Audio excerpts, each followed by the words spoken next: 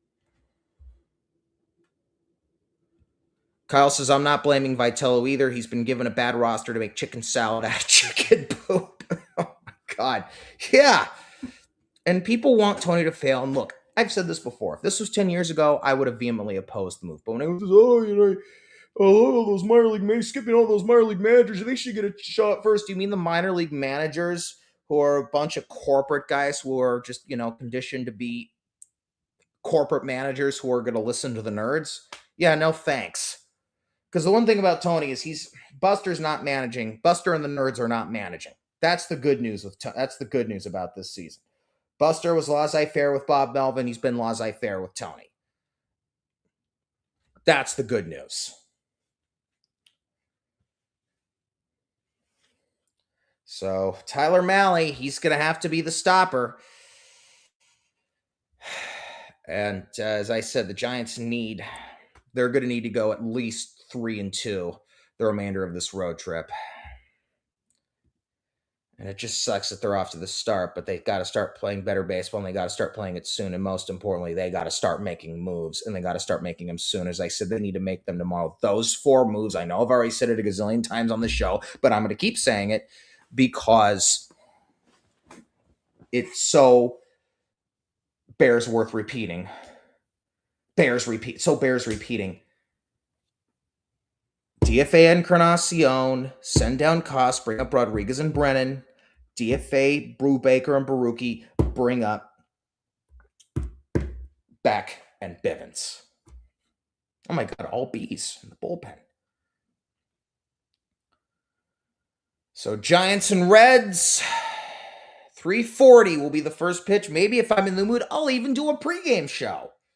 Kyle's here Kyle's already been here, but I think my brain's losing energy. Tony and Kapler aren't comparable. One last comment from Kyle. Tony and Kapler aren't comparable. Tony cares and he manages the team. Exactly. I mean, I know there's some similarities. They're both absolutely ripped. They're both born around the time period, though I think Tony's a couple years younger than Gabe. But Tony has so much more personality. He cares a lot more, and unlike Gabe, he's actually managing. All right. That'll do it. This has been your Insomniac Lunatic Fringe Giants post-game show, a production of Sports Radio Service for my boss, Lee Leonard. For Kyle Foster, who was kind enough to join us in the comments, I'm Stephen Ruderman. I hope you enjoyed my rants and musings tonight. Have a good night, and hopefully Tyler Mahle can give us a good stop job. I'll talk to you soon.